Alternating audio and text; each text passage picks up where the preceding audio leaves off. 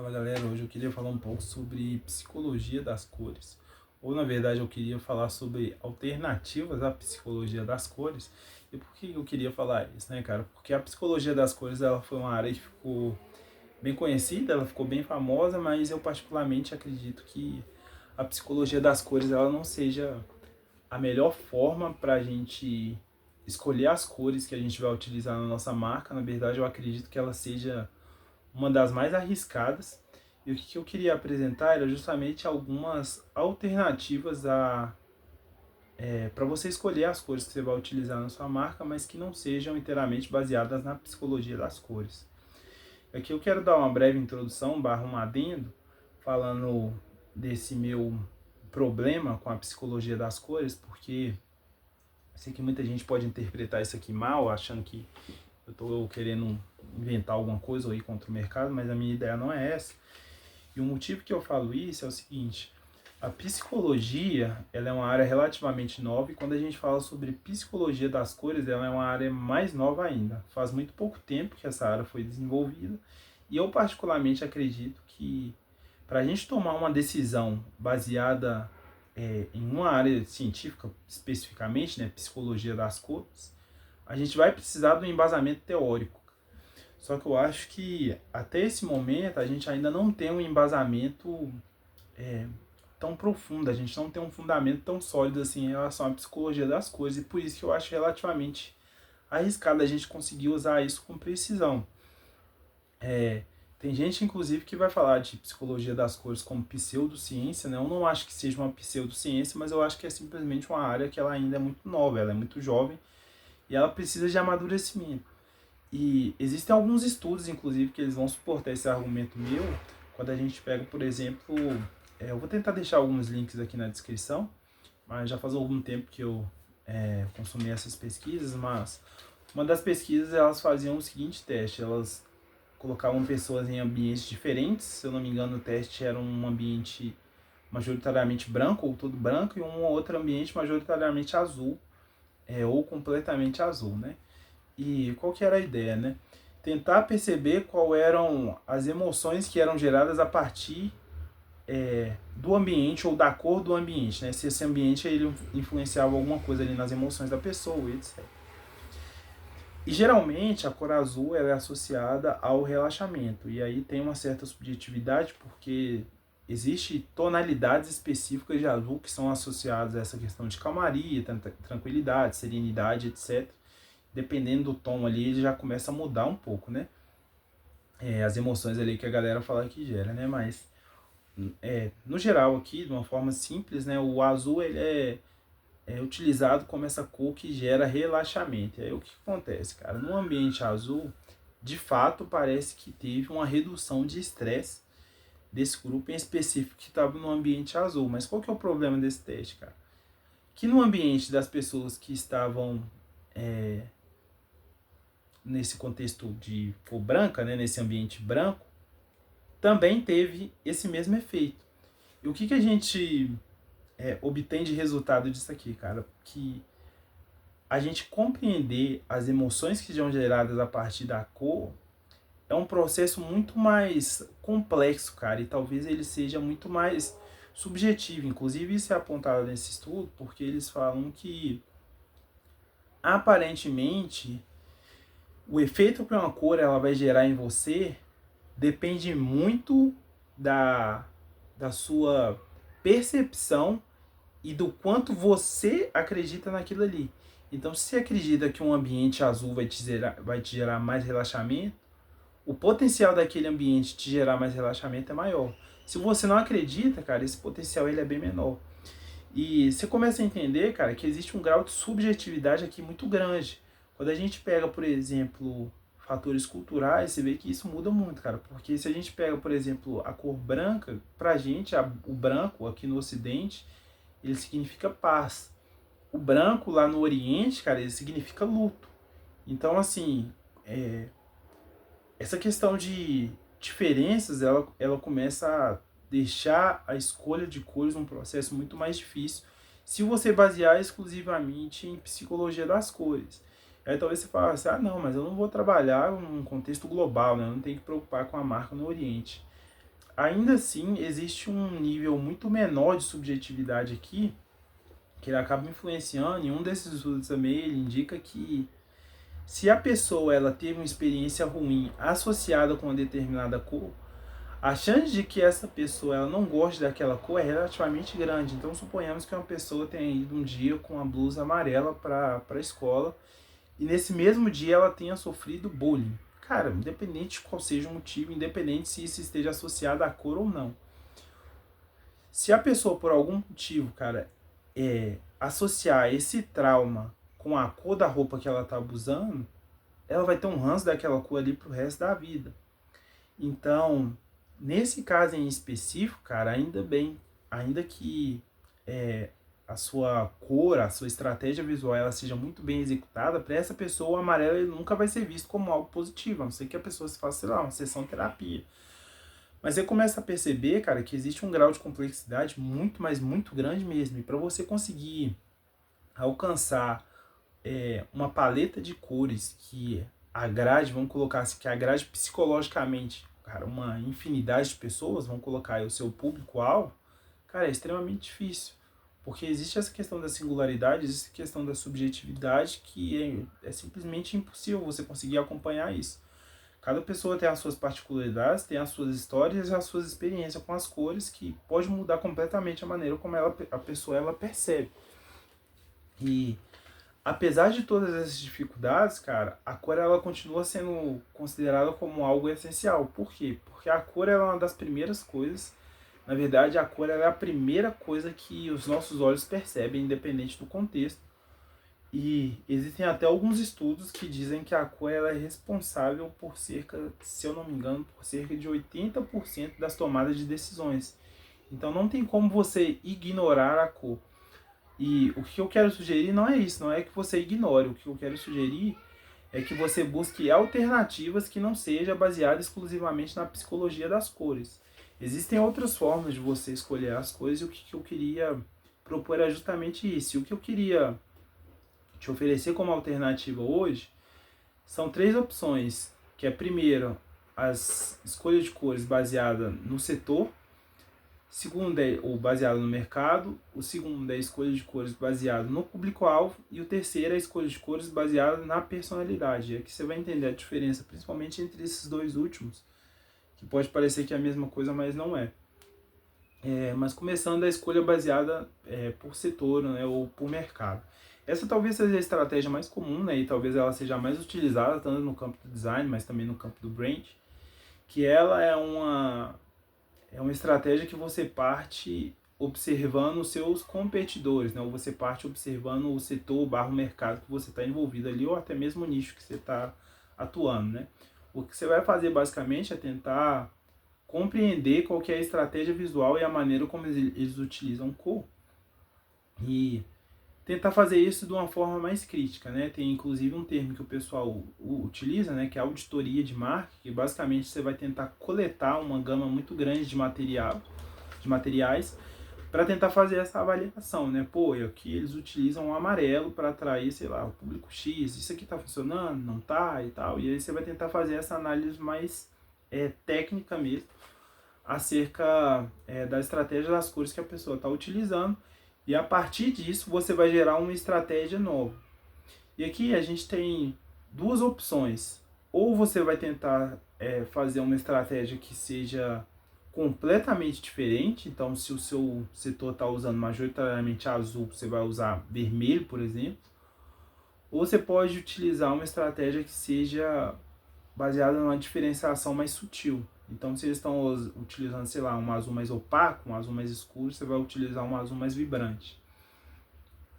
Mas essa estratégia em específico, cara, e todas elas, na verdade, existem os prós e os contras, mas o pró dessa estratégia é que dificilmente você não vai ser diferente, cara. A chance de você conseguir alcançar a diferenciação fazendo isso é muito maior. Pelo simples fato que você vai estar observando o que os outros estão fazendo, e fazendo isso é muito mais fácil você apresentar algo diferente. Mas o problema dessa estratégia, cara, você precisa ter recursos e você precisa estar disposto a errar. Porque não é porque o seu setor específico ele utilize determinada paleta de cores isso não significa que o público goste ou que o público se sinta atraído por essa paleta de cores. Então pode ser que seu público, sei lá, cara, esteja utilizando um laranja e o seu público odeia a cor laranja, ou o público de um nicho específico odeia laranja, porque, sei lá, eles associam isso a uma marca específica, eles associam isso a marcas grandes e eles tiveram más experiências com marcas grandes. Existe essa dificuldade.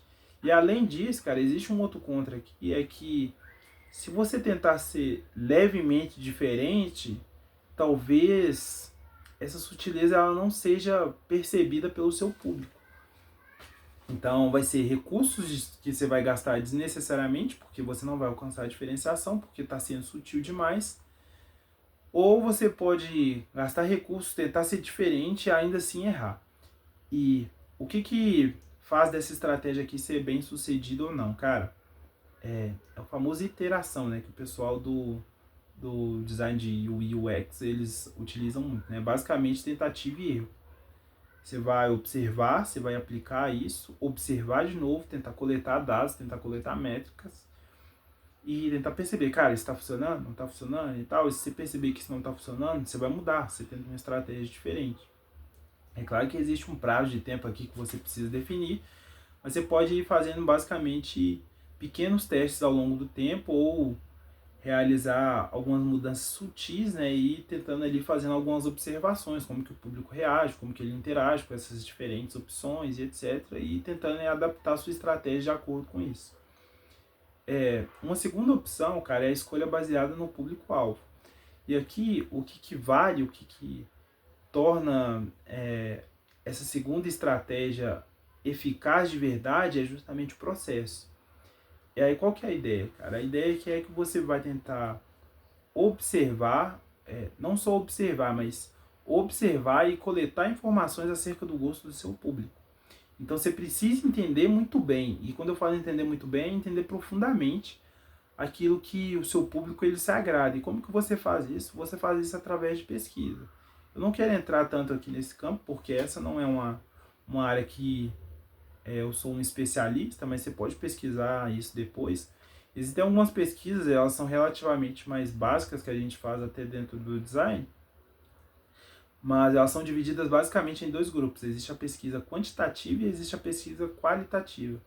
A pesquisa quantitativa é uma pesquisa que você faz baseada em quantidade. Então você pode, por exemplo, criar um formulário com algumas perguntas e pedir para a pessoa responder.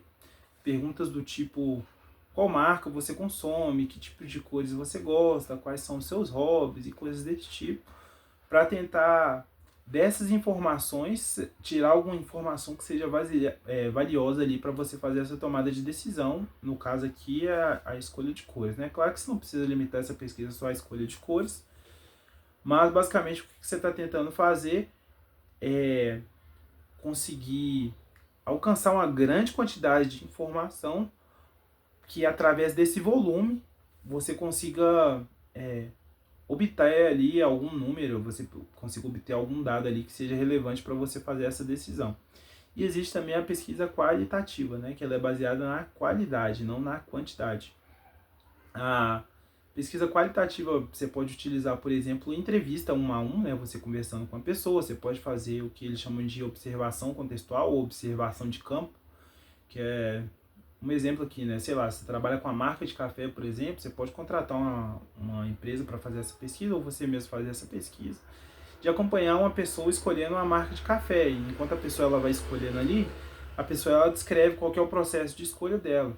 Tipo assim, não, ela tá olhando ali e fala assim, pô, essa embalagem aqui me atraiu. Pô, por que essa embalagem te atraiu? Ela me atraiu porque a cor dela é diferente, sei lá. Não, porque ela tem uma fotografia aqui que eu achei atrativa e coisas desse tipo. E através da observação, você vai coletando informações e tudo, e existem outras formas ali de você fazer também pesquisas qualitativas, né? Então a minha recomendação é que você pesquise um pouco sobre isso, né? Se for essa opção que você vai utilizar, pesquisas quantitativas e pesquisas qualitativas, e pesquise quais são os métodos específicos que são utilizados em cada uma dessas pesquisas. Qual que é o contra aqui dessa... Não, vamos começar do pró, né? Qual que é o pró dessa estratégia? O pró dela é que definitivamente você vai conhecer o que o seu público consome e a chance de você errar aqui é muito menor. Desde que você tenha não só uma quantidade grande de dados, mas que você tenha dados de qualidade. Então, assim, se de fato, cara, essa pesquisa ela foi eficiente, você obter dados ali que sejam honestos, que seus clientes eles estejam respondendo aquilo ali de fato de uma maneira honesta, e os meios que você utiliza isso, né, favoreçam essa honestidade, vai fazer muito sentido, cara, porque dificilmente você vai conseguir errar, porque você não está chutando, você está escolhendo basicamente aquilo que as pessoas falam que elas gostam. Então é muito mais fácil você conseguir chegar no resultado que elas gostam. Entretanto, cara, o contra disso aqui é também o processo. Porque você fazer esse tipo de pesquisa, cara, você precisa de recursos. E esses recursos são vários. É tempo, você precisa de pessoas e você precisa de capital. Independente se você vai fazer isso aqui sozinho ou não, cara, você vai precisar ainda assim de tempo e você vai precisar de capital. E eu sei que grande parte das marcas, principalmente aqueles que são pequenos negócios ou micro negócios, geralmente eles não têm muito recurso para fazer isso. Existe uma forma de você utilizar isso, principalmente no contexto atual que a gente tem, né? Você tem internet, você tem anúncios, etc. Você pode você mesmo fazer uma pesquisa, sei lá, utilizar inteligência artificial ou até mesmo contratar um profissional para simplesmente montar um formulário para você e você divulgar ali essa pesquisa, né? Seja de forma orgânica ou através de algum anúncio ali. Mas ainda assim, né? Você vai precisar obter esses recursos aí, principalmente tempo e capital, para você conseguir fazer dessa estratégia uma estratégia eficiente. Por fim, a gente tem a estratégia baseada em personalidade, né? Essa estratégia aqui eu considero que ela seja extremamente arriscada, mas quando ela funciona, ela pode funcionar muito bem.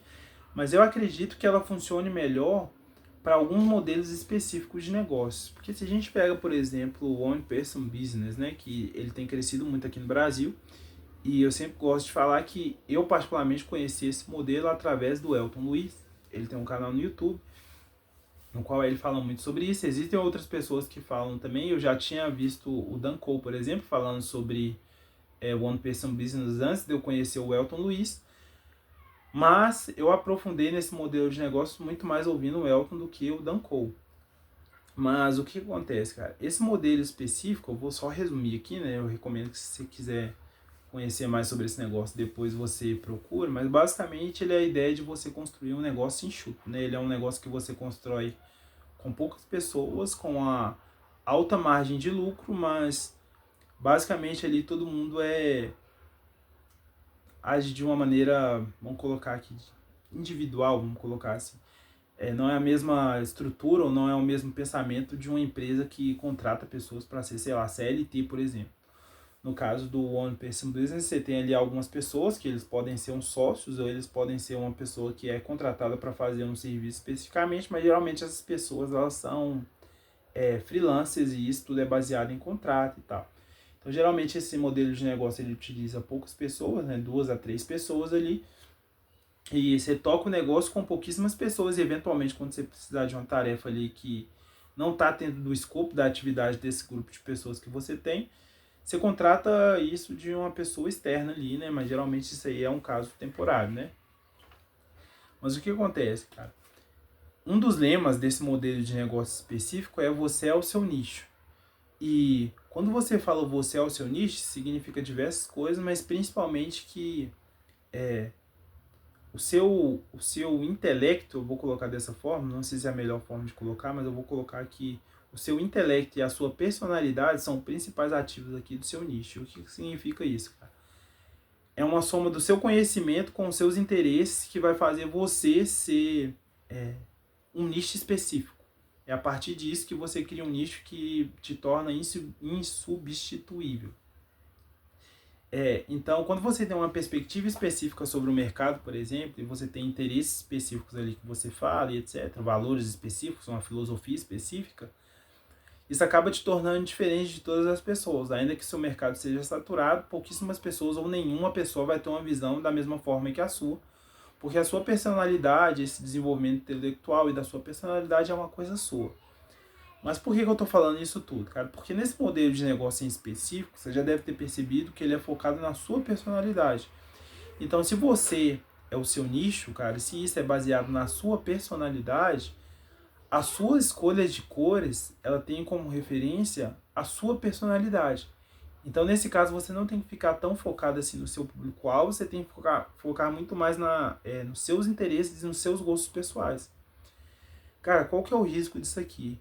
O risco disso aqui é que talvez você tenha um gosto que interesse muitas poucas pessoas. Você pode tentar solucionar isso através de pesquisas, talvez isso funcione, talvez não, mas é um risco também a ser tomado, mas eu acredito que da mesma forma que eu falei no primeiro, né, que é a escolha baseada em setor, eu acredito que a iteração também pode funcionar muito bem. Você pode ir testando isso com o tempo, observar a maneira como a pessoa ela interage com esses diferentes paletas de cores e tentando entender, né, qual que é o padrão ali que mais agrada a elas, né? O pró disso, como eu falei, né, é baseado na sua personalidade. Então, assim, a chance de você acertar é relativamente grande. Considerando que grande parte do público vai ser atraído pelos mesmos interesses que você, se isso de alguma forma, cara, estiver alinhado com interesses visuais, talvez isso funcione muito. Se é, por exemplo, uma pessoa que gosta muito de, sei lá, cara, da história medieval, por exemplo. Se você é uma pessoa mais voltada para esse conhecimento mais clássico, né, filosofia grega e esse contexto medieval, catolicismo e coisas do tipo, toda essa questão pode acabar atraindo pessoas que não só gostem daquilo que você fala, mas que também se sintam atraídas por essa estética específica. Nesse caso, cara, as chances de você acertar são muito grandes, mas se os interesses e as pessoas elas estão sendo atraídas por coisas que não estão diretamente ligadas a essa questão visual, não tem nenhuma relação com a questão visual barra estética, as chances começam a ficar mais difíceis, né? Porque talvez a pessoa não faça ideia de quais são os seus gostos pessoais e você vai, sei lá, jogar uma parada ali medieval ali e a pessoa vai considerar aquilo ali uma aberração. Mas enfim, né? Você pode resolver isso através de interação, você pode resolver isso através de testes, ou você pode contratar uma pessoa. Inclusive eu vou deixar aqui o meu contato aqui embaixo. Se você quiser, você pode entrar em contato comigo. Eu reconheço que, apesar de muita gente considerar importante, principalmente aqueles que são empreendedores, eles não costumam ter tanto tempo assim para executar essas coisas. Eu trabalho com design, né? Como eu disse no começo, sou um design de identidades visuais, eu posso te ajudar a solucionar isso. E você tem aqui o meu contato aqui na descrição do vídeo. Se esse vídeo tiver sido útil para você, talvez ele também seja útil para outra pessoa que você conhece, né? Talvez um empreendedor ou uma pessoa que está querendo começar um negócio. E se for esse o caso, eu te peço que você possa estar enviando esse vídeo para essa pessoa, né? Para ela também aproveitar um pouco, né? Tirar um pouco de conhecimento prático desse conteúdo. E também se você tiver alguma sugestão, né, se você tiver alguma crítica, talvez eu tenha esquecido alguma estratégia, né, talvez você seja, sei lá, um designer, você seja um empreendedor e você tenha aplicado uma técnica diferente ou uma estratégia diferente. Você pode comentar aqui também, deixar a sua sugestão também, ideias de vídeo, coisas do tipo. Mas o vídeo de hoje é isso, gente, eu espero que vocês tenham gostado. Considerem curtir esse, eu sempre falo gostar, né, mas considerem curtir esse vídeo, se inscrever no canal também, que eu pretendo fazer mais vídeos nesse teor, né, falando um pouco dessa relação de design, estética, elementos visuais e negócios, como que isso tudo se alinha, né, e como que isso pode potencializar negócios.